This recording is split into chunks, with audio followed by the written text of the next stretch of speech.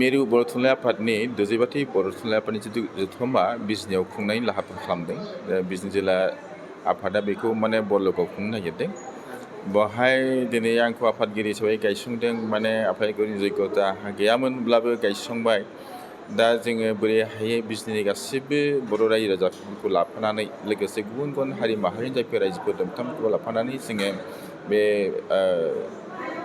जथुम्माखौ जों खुंफुंनो माने लाहार फाहार खालामनाय जाहैबाय। आं आसा खालामदों बेवहाय जोंनि मिरु बर' थुनलाइ आफादजों लोगोसे जोंहा चिरां जिल्ला आबसु दङ, बिजनि आनसलिक आबसु दङ, निसिमा आनसलिक आबसु दङ। बयबो जोंखौ मदद हेफाजाब खालामगोन आरो जोंनि बिजनि हालामनि गेजेराव थानाय जेसेबां बर' रायजो राजाफोर दङ आरो गुबुन गुबुन हारि माहारि रायजो राजाफोर दङ, साख्रिआवलाफोर दङ बा माखासे ससियेल वार्कारफोर दङ बा आबादारिफोर दं, बयबो जोंखौ मदद हेफाजाब होलायगोन बेखौ मिजिंथिनाय जाहैबाय।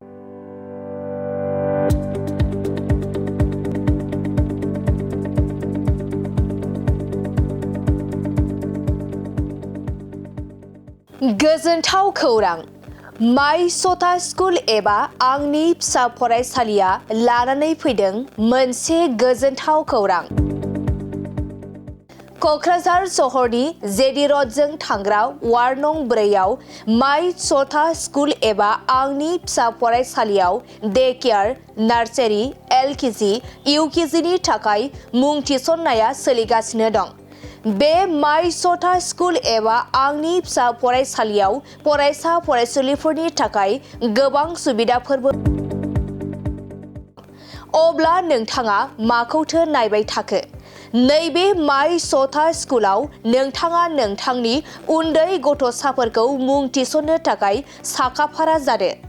माइ सथा स्कुल एबा आंनि फिसा फरायसालियाव नोंथाङा थोंजोङै खौरां लानो थाखाय 8099887781 नङाब्ला 9531281982 बे मबाइल नाम्बारनि गेजेरजों खौरां लाहरनो हागोन।